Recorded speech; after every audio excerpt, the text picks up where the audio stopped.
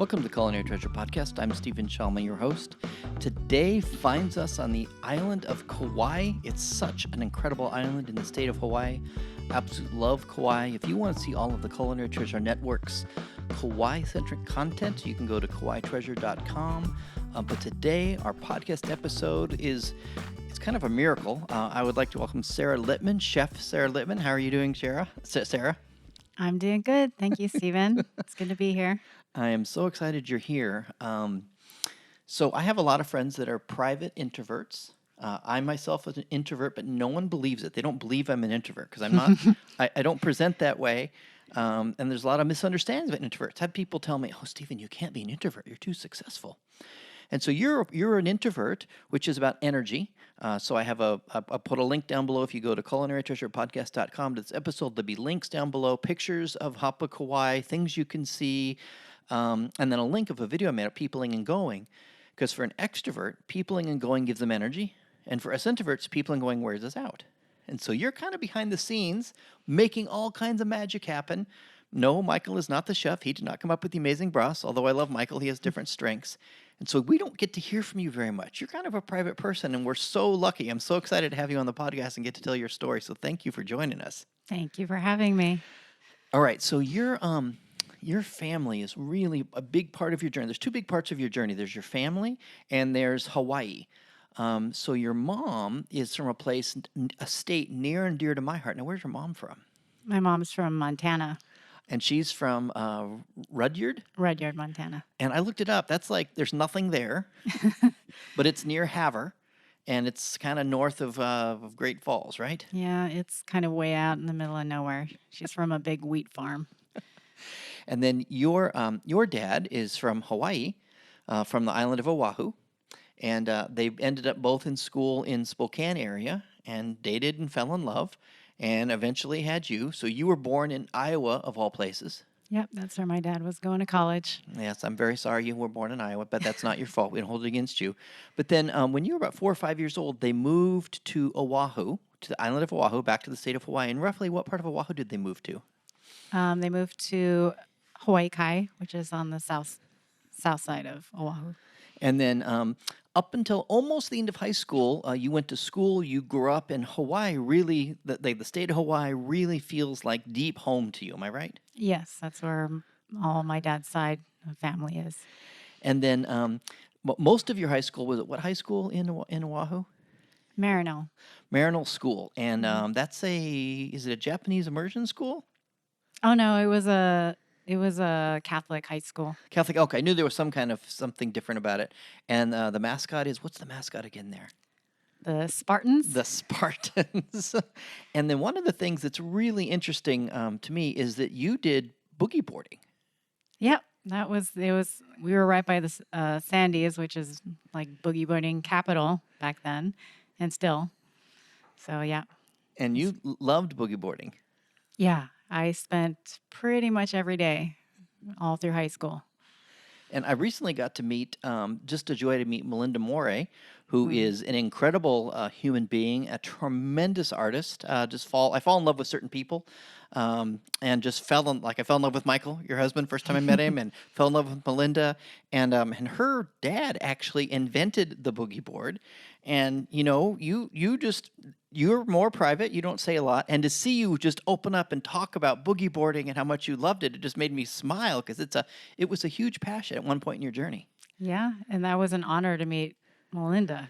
And it's really cool that every time I look at her, I think, wow, that's a legacy. Somebody who made that fun for everyone. And do you ever think you'll get back to boogie boarding? Maybe. I think we'll play around here. I definitely want my kids to do it, and definitely play around in the surf a lot. Do some longboarding too. Because you've been on kind of a rocket ride, holding on for dear life for a long time, and maybe things will finally settle down. And we're recording this right now in early September 2022. So maybe by the summer of 2023, things will settle down, and you'll have some breathing room, and you can just have some time maybe for some boogie boarding. Get back to it. Yeah, absolutely. Yeah, and I learned just enough to be dangerous last night. We were at the Stevenson Bar at the Grand Hyatt in Kauai having wonderful drinks. Michael wanted us to go there, and I learned all about fins and all kinds of things, a whole world I Yeah. didn't know existed. But then I should be careful. I was going to make a little bit of a joke, but when I say tragedy, sometimes people think it's a real tragedy, but a sarcastic tragedy, but a tough time. When you were a senior in high school, your family moved from Hawaii to Moses Lake, Washington. Yes, we went from surrounded by the ocean to landlocked. I've been to Moses Lake, Washington. I've been to Pothole State Park and taken a ski boat out there and camped on one of those barren, hellish sand dune islands out at Potholes. And not camping by choice. These days, my idea of camping is an Airbnb with one bathroom. That to me is it's when it's rough. But that must have been brutal for you because you love the ocean, you love the water, and then you're just there in basically desert. People don't realize Central Washington is kind of deserty. Yeah, it was rough, but I learned a lot that how different life can be from paradise to being somewhere like that. And it was so far the opposite of what I had been used to that I think I got really curious after being there about a year on all the different things that you can do that you would never do on the island, in the islands. So it expanded your horizons because people Absolutely. when I lived in Minnesota for 3 years, there were people that were proud of the fact like they've never left the state. They go to University of Minnesota. They've never left the state, and like everything they need. Everything I need is in the state of Minnesota, and they're not landlocked. They're mind locked. But like on different islands, I was talking to someone about Kauai, and they feel like kids that grow up in Kauai sometimes only think the universe is as big as Kauai, and maybe in your case, maybe you could have been stuck thinking the universe is only as big as Oahu, and so even though it may have been painful and you missed a lot of friends and family, it gave you a different perspective on reality. Absolutely. A lot of learning. And then following that, a couple years in college, and your culinary stuff is intriguing to me because you kind of became a chef just, I don't know, it's just the path. I tell people walk through the open doors and a door opened for you just to, I don't know, become a chef. But you were doing culinary even before that. You spent some time in college in Spokane, some time in college in Seattle, and you loved then and love now coffee. Am I right? Yep. Coffee was the path I thought I was going to be on for a long time. And then you moved from Seattle back to Oahu. And what did you start doing when you moved? What was your gig? I started a little coffee cart in downtown Honolulu. And what was it called? It was called Brown Eyed Bean. Brown Eyed Bean. And here's where, turbulence and joy comes into your life because there was a distributor. There was, is it Bryce? And Dave and Michael and Dave were brothers, and they were distributors. They brought coffee beans into Oahu, and they had a particular brand you wanted, so you had to go see them, and that's the first time that you laid eyes on Michael Littman. Yep, that was it. Found him in the Yellow Pages. I don't think people even know what the Yellow Pages is. If you're young, just Google the Yellow Pages. Yeah, you found him in the Yellow Pages, and I'll do a podcast with Michael, and maybe we'll tell the story differently then. But the way I'm going to tell it right now is that he was instantly smitten, and he just followed you on like a puppy dog for weeks, hoping desperately for you to fall in love with him. Sure. But it is kind of funny, and I don't tease where it hurts someone's heart. I try to be really careful of that. This is something Michael thinks is funny, and we don't hurt his heart. But he took you to your first date. It took you to somewhere pretty nice. Yeah, we went to a waterfront, beautiful restaurant. Palomino's, right? Palomino, yep. And he had a pretty nice car. Yeah. And he presented well. And then when it came time to pay the check, he's like, "Oh, I don't have my wallet." What went through your head? He was like, "Wow, I don't think I need to be going out with this guy again." Because he ordered all of dinner and all the drinks. And he's good at it. He can run up a bill, boy, howdy. And he picks good stuff. Yeah, he only likes the best. Well, that's why he ended up with you. Aw. But he was lucky. He got a second date. He made up for it. He got a second date. And then you guys started dating pretty much like just hanging out together right away, doing outdoor stuff. Yeah, we had a lot in common. And he spent a lot of he boogie boarded. And he spent a lot of time body surfed, a lot of time outdoors. You just guys kind of connected, and then eventually, your geographic journey. You went from Hawaii. Michael did some banking work, some stockbroker stuff. Basically, I'm speaking in broad strokes. So you spent some time in New York, a little bit of time in Florida, and in 2004 you moved to Oregon. Yes, that was when we landed in Oregon. But just before that, something kind of magical happened. What happened in 2002 for you and Michael? We got married on Kauai. You got married on Kauai in Kaloa town. Yep. We're sitting right near there. Mm-hmm. And the church happens to be located. I took a picture. I'm tearing up. I took a picture 2 days ago with Michael next to the sign. The address it's on Hapa Road. Yeah. It's strange. And you guys loved Kauai. You loved Kaloa. And you ended up getting married there in a church on Hapa Road. I took some beautiful pictures of Michael and Sarah. If you go to culinarystreasurepodcast.com, you can see pictures of them in front of that church they got married in. I've got an old picture from Michael that's blurry and hard to see that I'll try and fix up with technology of the day you got married. So how cool that we'll come back to, because we're in Kaloa right now, but we'll come back to that. But that's happened in 2002. 2004, you guys moved to Oregon. So now your dad would take you out for ramen when you were a kid. Am I right? Yeah. Well, it was Simon. Simon, okay. And that's kind of like ramen. Yeah. We went, it's a noodle broth, basically a mixture of Chinese, Hawaiian, and Japanese plantation workers. They made Simon. So my dad would take me there after basketball games, University of Hawaii basketball games. That was like my favorite thing to go. And he loved noodles. So I knew I was always going to get noodles after games with him. So you guys, and this is in Oahu.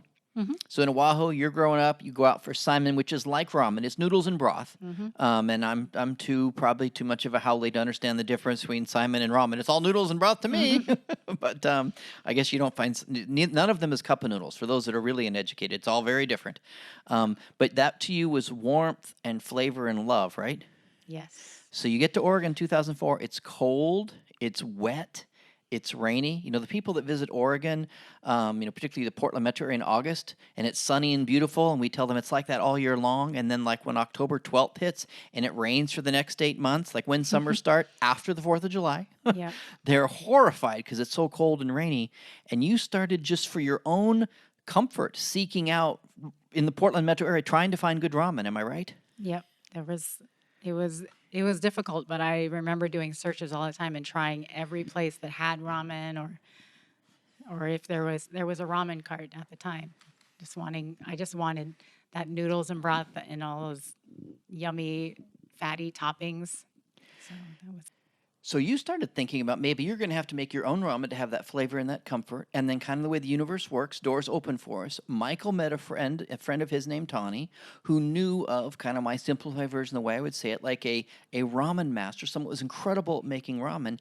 And you got to meet this individual and learn how to make incredible broth and ramen from this person. And what was his name? Yuki Nakazawa. And you spent a lot of time studying with him. And the way I've heard it, it just seems like you almost went into Olympic training, learning how to make ramen. Or I think of Karate Kid, Mr. Miyagi made the poor kid just do all this crazy stuff. And you learned there's college levels 101, 201, 301. You were like learning 801 ramen making skills. Am I right? Pretty much. He had a lot of information to give me. And you just, in my opinion, because I've eaten the ramen, you took to it like a duck to water. You nailed it and got incredibly good at making ramen. And then around 2013, something pretty magical happened. You guys opened a ramen food cart. So what led to that? Who first thought, hey, maybe we should have a food cart business? It was Mike. I didn't know too much about food carts.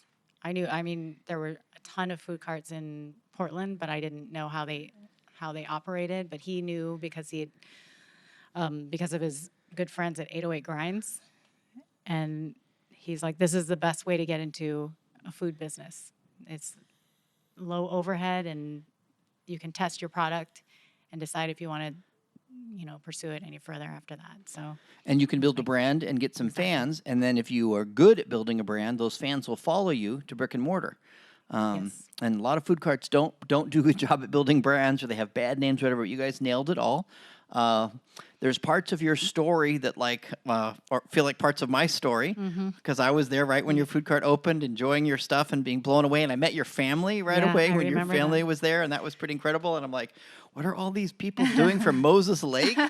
Yes. And I thought, but it's Hawaiian, but it's Moses Lake, and I couldn't figure it out. But it was just amazing food, and I loved it. I have a big family. They Yes. support it, Yes, you do. especially food. Yes, they drove over. It was amazing.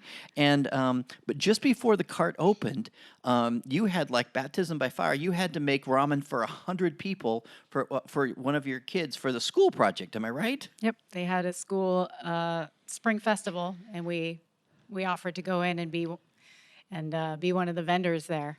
And it was very nerve-wracking because that's the first time I'd ever made ramen on my own, and it was for a huge amount of people. And not just that, they all had most of them had Japanese heritage, so it was terrifying. And I probably didn't sleep the entire week, and it took a long time to get it done. But I think it turned out okay. It's obviously 100 times better now, but and they still support us, so Yep. it must not have felt too bad the first time. And toward the end of this podcast, we'll talk about your specific Hapa style ramen, as we call it, give people a sense of what the broth is like, what the noodles like. But when the cart opened, just for people to understand, you are running a food cart. Your husband's up front chatting with people. You're cooking. You're learning how to cook. You're training people. And you happen to have a few kids at home. You had an infant. Yes. You had a 7-year-old and a 10-year-old. So you're a full-time mom. You're a full-time chef. You're running a food cart with your husband. You're like a Wonder Woman. Yeah, it felt kind of crazy, but we made it work. You guys made it work very well. We kind of tag teamed back and forth with the kids in school and everything. Everything was close. That was the best thing about it. Our food cart, we chose the spot because it was 10 blocks from our kids' school, and our house was right there, so it was easy for us to jump and run if anything happened. And you guys had a lot of adventures in your food cart journey. You started at 50th Division, 50th and Ivon, actually, just a little bit off of Division. Yep. The a la carte food cart pod, near and dear to my heart. Yep. People live in Kauai or have recently moved to Portland, have no idea what I'm talking about. But if you've been to the 50th and Ivon food cart pod, the a la carte one, you're probably glad I'm mentioning it. You guys ended up at Tidbit, which was an amazing food cart pod for the hot minute it was open. And then you expanded. You had a second cart, and you were over at the Bearlick Food Cart Pod, which is pretty amazing. Yep. So lots of pivoting, lots of growing, lots Yep. of experiences and adventures. And then in fall of 2019, you guys made the leap and opened a brick and mortar restaurant. Yep, we found a restaurant that had recently closed, and we were kind of excited because it was laid out exactly how we'd always wanted our ramen, a little tiny ramen shop, to be. And Now that's almost the truth of the story. Let me clean up the story just a little bit. I'll give you the Steven version of the story.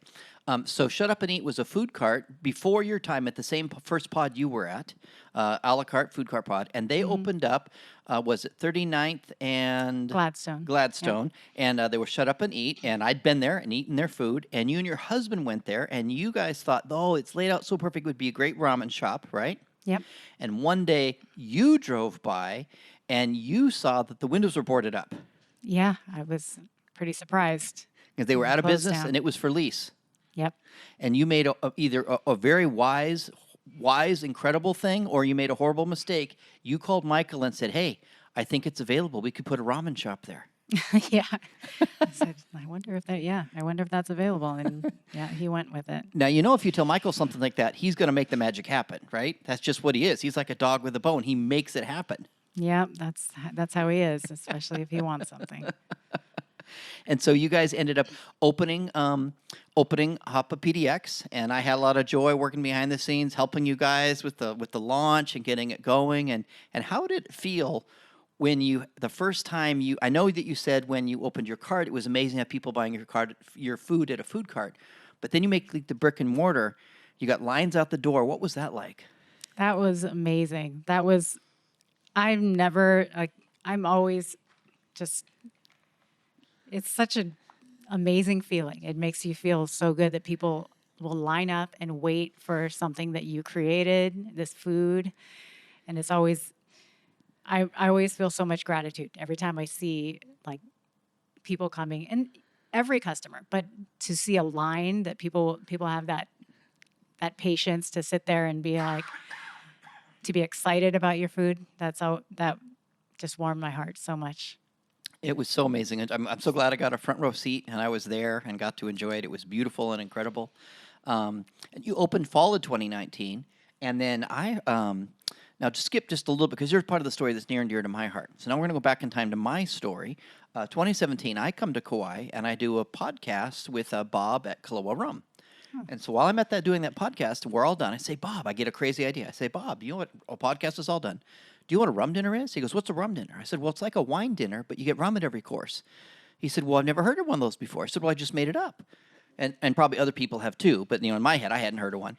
And he said, Stephen, we cannot do a rum dinner. We have a rum cocktail at 7 courses or 4 courses. We'd all pass out. I said, well, we'll get a cocktail at the beginning and a cocktail at the end. I can think on my feet, and we'll have little sips throughout. That's what we'll do. And he said, I don't know about this, Stephen. I said, no, someday we're going to do a rum dinner. I'm going to host it. You're going to be there. It's going to be amazing and phenomenal. And he says, okay, Stephen. And he gave me little bottles to take. Mm-hmm. So now you guys, it's Hapa ramen and whiskey, amazing ramen. And this is in Portland now. Amazing Japanese whiskey, all kinds of whiskeys. Michael is a whiskey fanatic. And I want good Mai Tais. I want local Mai Tais made with Kaloa rum because I love Kaloa rum. I fell in love with them, and I really want Mai Tais. And I hear you guys are going to Kauai. So I think, aha, I can put something together. So I take my little bottles to Michael. I set them down in front of him and say, Michael, you're going to Kauai. I want you to stop by and go see Kaloa Rum and sell Mai Tais here. And I give him these little bottles. I said, Stephen, we're a whiskey shop. We're not going to. I said, just taste it. And he tasted it. He goes, this is pretty good. You guys came to Kauai on your vacation. You met Bob. He gave you a tour of the distillery, right? Mm-hmm. And then you started selling Mai Tais, and we hosted a rum dinner. Yeah, and we have a hard time drinking any other rum now. I'm the same way. I'm the same way. So that was kind of just this really cool little blip just before COVID hit. You guys opened your restaurant. We had a really cool rum dinner. I think we did the rum dinner like in January of 2020, January or early February of 2020. But then COVID hit, and you had to pivot again and go from being a restaurant to takeout only. What was that like to try and survive that nightmare? It was kind of heartbreaking because we really loved having people come in. We always just wanted people to eat our ramen in a bowl that was just made with beautiful presentation, and we wanted people to drink, like enjoy cocktails, especially whiskey with it. And it was hard, but we figured it out. Because we'd done it how many times before. A lot of things had happened with our carts, with places shutting down, so us having to move around. So we figured it out and started doing takeout, and we survived. And I think we're pretty blessed that we survived that period that we thought was going to be a lot shorter than it was. Yep. So. Yeah, you had a loyal fan base. Yes. You did a great job pivoting to do the. Takeout. Yeah. Oh, and I skipped a little thing. Something cool happened in the Hapa business journey. You opened in 2013. In 2014, Abigail came along, and she started working in the food cart with you. Yeah, she was a really amazing addition to our team. She was very young.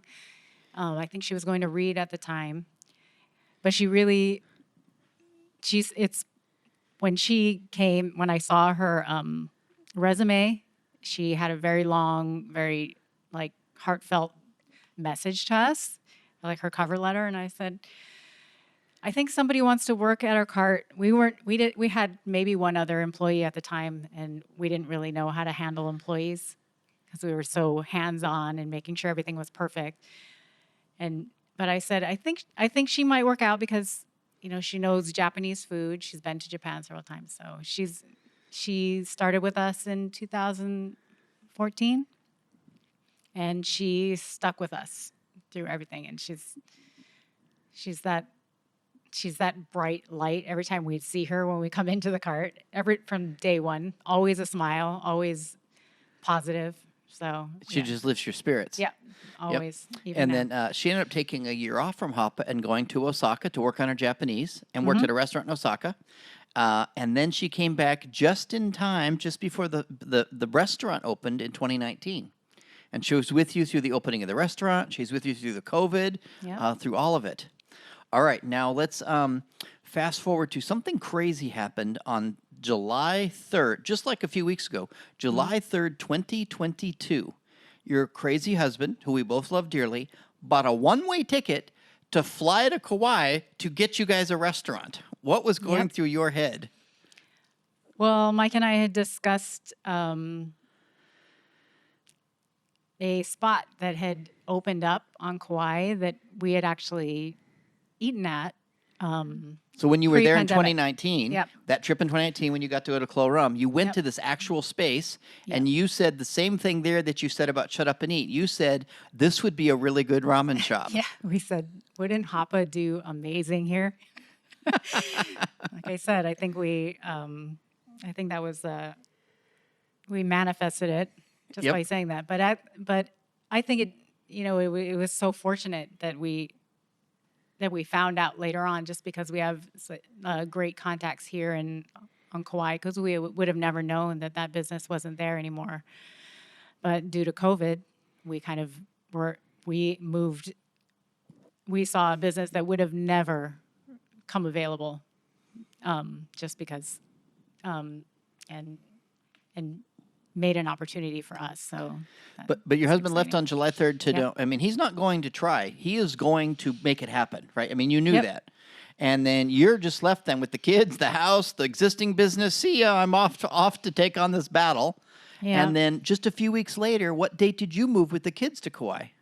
August 8th. So that's like a month and a few days. Mm-hmm.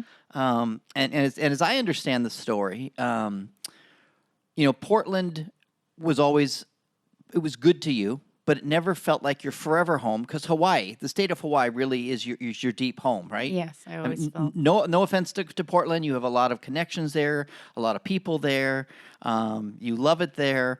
But the state of Hawaii has always felt like, and then moving to Kauai, and you've only been here a couple months, but for those that do, your spirit's lighter, you're for happier. It seems like, wow, it's a whole new Sarah, Yeah. and it just feels to me like you're coming home. Yeah, it definitely, the comfort of just the people, and the climate, everything. It just makes me, I feel like a warm feeling and comfortable when I come back Good. to Hawaii. And then Hapa PDX is in very good hands because now Abigail's now the general manager. Yeah. And she's killing it. She's doing a great job there. I'm so proud of her. Yeah, Which she's frees you up to focus here. And sooner than later, Hapa Kauai is going to open, and you're going to be training the chefs and training them how to make, the broth to your specifications. Yep. Because you've got your you learned from a ramen master, and then you developed your own way of doing it. So that if they don't make it your way, then they're out. They got to make it Sarah's way, right? Yep. And I have my son who's 18, and he's actually been my line cook. So he's my team. There you now, go. So I get a good start. Anyway. And then the hope is, because people will be excited. They want to see. Like I said, you're kind of a private introvert, and if they want to know how's it going with Hapa PDX, they can follow Hapa PDX on Facebook and Instagram. If they want to know how's it going with Hapa Kauai, they can follow Hapa Kauai on Facebook and Instagram. Those are two separate journeys now, and that you're a little more private. And the hope is that eventually there's an executive chef that isn't you working in the restaurant, and you're kind of helping run the business. You're an amazing, business genius, basically. And so if people show up at summer 2023 at Hapa Kauai, they may not see you in the kitchen. They may not. But that doesn't mean you're not around. It doesn't mean you're not making the business magic happen. Yep. And I'm always around. I feel like I'm always I always have to have my hands in something. But maybe you can get back to doing some art or some boogie boarding. Yeah, all of those things. So let's talk a little bit about that. So I'll give you my understanding of the noodles, and then we'll have you talk about the broth. Okay. So as I understood, right when the cart opened, you guys were using a more traditional Japanese style noodle, ramen noodle, that if you eat it right away and you make a bunch of slurping noises, and if you don't eat it right away, it kind of disintegrates. And people in Portland were like getting it from the food cart and driving it home or walking home, and 45 minutes later having just a bowl of mush because the noodles are disintegrating. Yeah. So Michael happened because of your connections in Oahu and the way the universe works. He knew people at Sun Noodle. And because you were doing such huge volume at your brand new food cart, I'm being sarcastic there, but they agreed to make you guys a proprietary noodle, a special noodle that's just a little bit different. It's a little bit yellower, a little bit eggier, a little bit more wavy. I like to call it a mono wave noodle. I mean, that's in my head. That's perfect ramen. I've been messed up by you guys. If it's not like Hapa style ramen, I think something's wrong with it. But it's not your Hapa style ramen. It's not Japanese ramen. It's not Simon like Hawaiian style ramen. It's somewhere in between. I call it Hapa style. So that's the noodle. Am I close enough with the noodle? Yeah. Very And it's amazing. It's my favorite ramen noodle. I mean, it is even better than cup of noodle, which I grew up with as a kid. I mean, Just a that's little better. Yeah, just a little better. But hey, that stuff that's comfort food to me. Come on Right. now. If I can't Even have my like kids.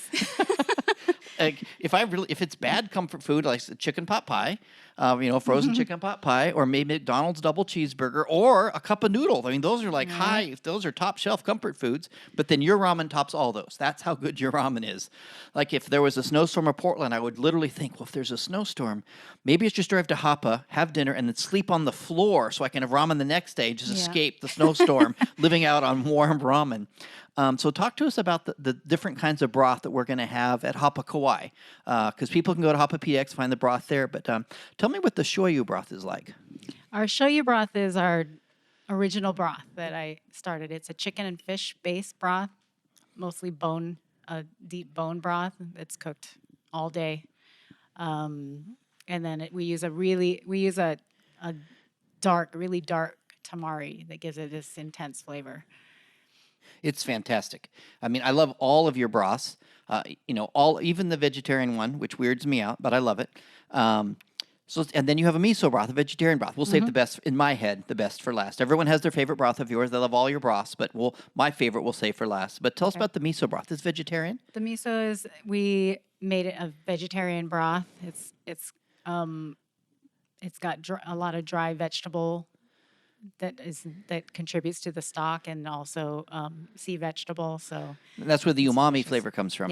Yep. And that broth kind of offends me and upsets me because it's so good. Like there's no bone broth in it. Yeah. There's no delicious pork belly, whatever. It's just, and it tastes good. It kind of messes with my head. I'll go and I'll have weeks where I'll be like, I'm just having miso this week. I just have to, and I'll even have it with the gluten-free noodles just because we made it so it just has so much flavor and it's light and yummy. Yeah, it's fantastic. Okay, and then my favorite, we someday got to come up with a better name, but the G Special broth, oh my goodness, that broth, and then the whole package, it's that broth and the way you make the noodles. We'll talk about the bowl itself, but tell us about the G Special broth. That's basically our flavor bomb. It's our fattiest broth. It starts with pork belly, just rendered pork belly, and it's also got some of our main broth, which is cooked all day. So it's chicken and fish, some chicken stock, and it's also got a dark, like the deep dark tamari flavor to it. So it's super fatty and just really just amazing flavor, like a lot of different things going on in there. Yeah, it's just deep and rich and unctuous, I would just say. Yes, yeah, absolutely. just fantastic. It's just a broth. Like maybe I could get like a hot tub sized bath of it and just like bathe in it and drink it at the same time. It is just that good. Or you just want to take the big bowl and just drink it, and just even if it's spilling down your chin, you don't care. And then what you do with that broth is obnoxious because you put those beautiful, incredible noodles in it and like a generous amount of noodles. Like it is such a big, beautiful bowl. I had some fans that came from Canada to have dinner with me, and they wanted to go dinner somewhere else. And I'm like, I don't want to go there. And it was closed that night. Well, I said, have you ever had ramen? So we went to Hapa PDX just a couple weeks ago, and they were blown away how big the dish was and how the noodles were. But then you got the noodles, and then you put a marinated egg, right? Yep. And that's incredible.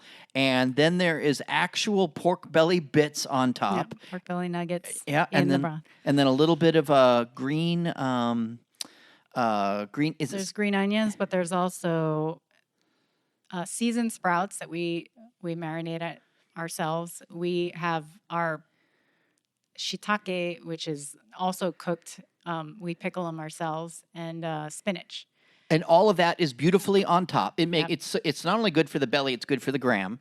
I mean, it Yeah. is fantastic. It Lot of tastes so colors. good. And then if they want to take it up a notch, they can do the Stevie G special, and that's where they add teriyaki chicken on top of that. Wow, That's the bomb diggity right there. that's everything. That's everything. But I tell you that ramen is so amazing, and I'm so glad that here at Hapa Kauai, people are going to be able to get that. It's going to be amazing. And of course, you'll also have your teriyaki chicken, Yep.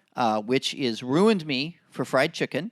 I love all kinds of fried chicken. I mean, it doesn't matter whether it's the South or Japanese, Chinese. I love all fried chicken. But your teriyaki chicken, I've yet to have better in my life since I've been eating yours. For real, Wow. I'm totally serious. Like, that is the best fried chicken I've ever had. And that also, not only does there's some of the things you do that offend me. I think the teriyaki chicken also offends me because I love pork belly. And you guys do a deep fried pork belly dish that is phenomenal. And for me to like something on a menu more than pork belly doesn't even compute for me. How could I like the teriyaki chicken more than the pork belly? But the teriyaki chicken is incredible. So I just think people need to come and get a couple cocktails. I'm going to record a podcast with Michael who'll do a great job talking about the cocktails because he's the master. He did the mystical work to make the cocktails come be. They have some cocktails. They can have teriyaki chicken and the pork belly. It's still good, even though it's not as good as teriyaki chicken. Then they can have the ramen, and then they're out of there. Yep. Keep it fast. So, I'm hoping that maybe, in the next couple of years, we can hornswoggle you to come back on the podcast and give an update. I did the podcast with Bob at Kaloa Rum in 2017, and Friday I recorded an update with him, new things that had happened. He's got new products out, and he's doing all the exciting things. So I hope, even though you're private and you keep to yourself, and that's totally cool, that we can get you back in a couple of years to give an update how things have been at the Hapa Kauai journey. Absolutely. All right. Well, I'm a huge fan. I love you. I love your husband. Your kids are amazing. Your business is incredible, and it's your magic. I mean, it's Michael's drive and passion that makes it happen. And at the same time, if it wasn't your broth and your incredible cooking, your recipes that the chefs will be cooking, it wouldn't work because the steak matches the sizzle. It's one thing to say this is amazing, but then when some people taste it and they go, this is better than you said, and you oversold it. Yes, I'm serious. And so I just think you guys are just a perfect team. And it's just a joy to watch you guys just see your dreams come true and just battle back. You guys have had challenges and you work through it, and I'm just so proud of it. And I'm so grateful that I get to eat your ramen. Anyways, I've gone on enough, but thank you so much for being on the podcast. Well, thank you, Stephen. We love you too, and you've done so much for us.